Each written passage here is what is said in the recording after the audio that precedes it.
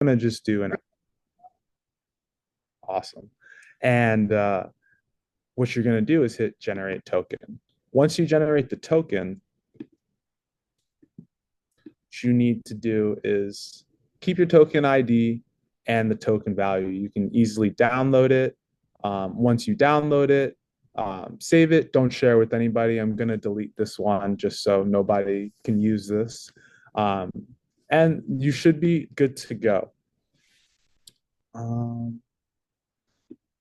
you can easily delete your tokens just by clicking on this tab here, and the drop down window will open up your creation, expiration, and an area for you to delete and copy the ID. So I'm going to delete that one, and you should be good to go.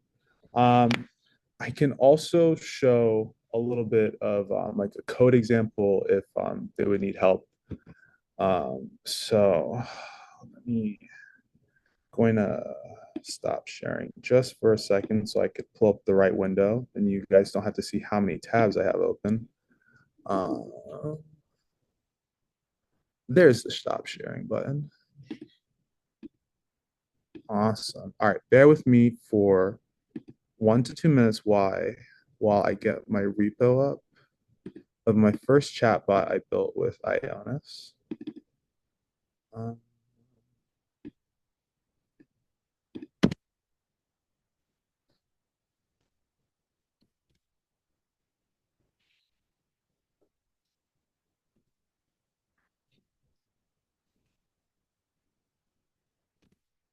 yeah. So, gonna share this next screen here. So let's take a look at my repo. And if you can't see it, just give me a heads up. So very simple chatbot. And last time I went over this, I kind of broke it down. It was really only 3 files.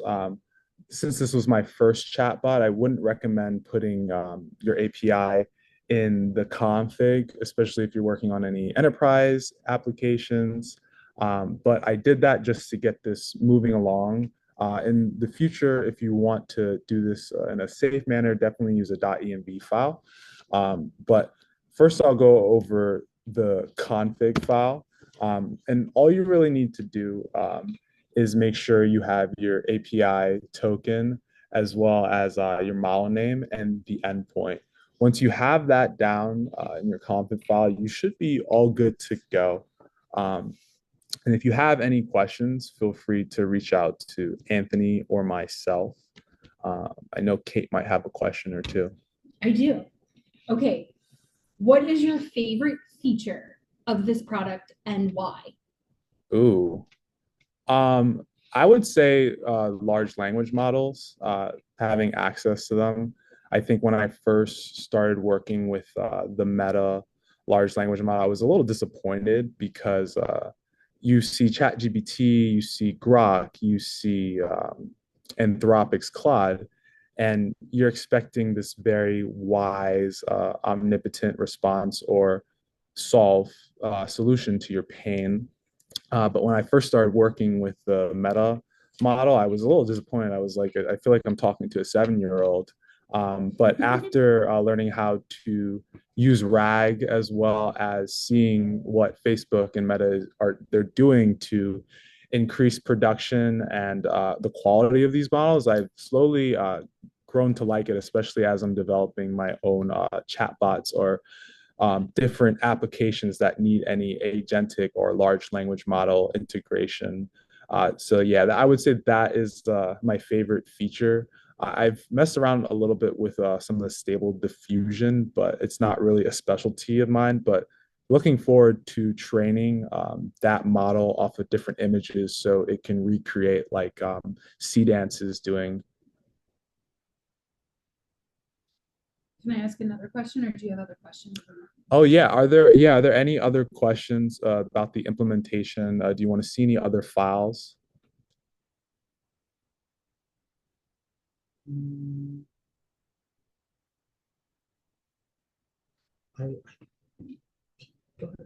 Yeah, if you want to Okay, ask another so question. you keep talking about these chat boxes. I am not a techie person. Yeah. So how many chat boxes have you built and what do you build them for? Oh, okay. Sorry, I might have said box. I meant chat bot. Okay. Um, so a chat bot is pretty much like when you go on a website, sometimes, for example, we sell domains and VPSs and cloud compute. People are always like, oh, I want to buy this service. I want to cancel a product. Well, they don't have to always call. They can actually go on the website, click a little button on the bottom right corner, and it's usually a circle with our logo, and it pops open a chat box just Hmm. like you would interact in a message on Slack, Google, or iMessage. You're interacting with pretty much a chat bot. And the best way to put that is we call them large language models with a really nice UI and UX. So that's what I mean by chat box, chatbot. But I really enjoy using those features because again, like when ChatGPT first came out, I think people underlooked the power of brainstorming.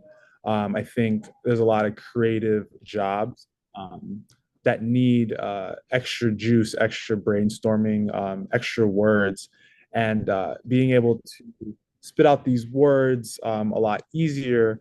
LLM that I, works right 40% or like particular you can professional put into a foundational model or and a turn it into a is a very high value. So it was something I really wanted to learn how to build because I felt like open AI they gave me a lot of great quality and I wouldn't even say from a critical thinking standpoint. I think that stuff should be left more to the user, but from a brainstorming and a consulting standpoint, I grew very curious with chatbots. One, because having a great conversation with someone, for example, if you're calling into an enterprise business, it takes that person leaving case notes, it takes you building a little bit of rapport. But imagine if you just get cut off in the middle of that call and you have to call back and you get a whole different representative and you have to explain that whole situation all over again. It's like your PlayStation turning off and you didn't get to save your game. It's very frustrating, and I believe a lot of businesses and enterprises have that pain in their technology. So I think chatbots that are trained off of like strong MCPs architecture or RAG architecture with great document collections. So their chatbot for a specific SOP that brings actual value from a brainstorming, procedural, regulatory level, as well as just from consulting peer to peer, but human to machine artificial intelligence. So that's my long-winded spiel.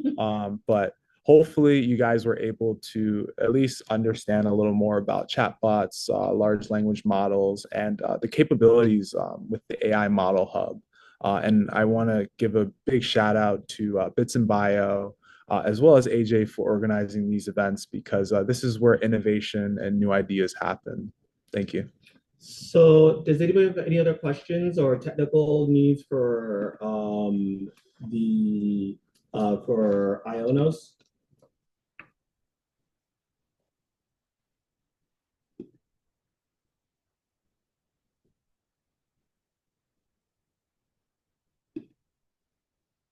Okay then. If you need any help, please leverage the Slack so that you can be able to message people. We have a lot of people out there that you can be able to contact, and from there we will work on making sure you get whatever help you need to continue building. Thank you all very much, and we will see you in a couple of hours.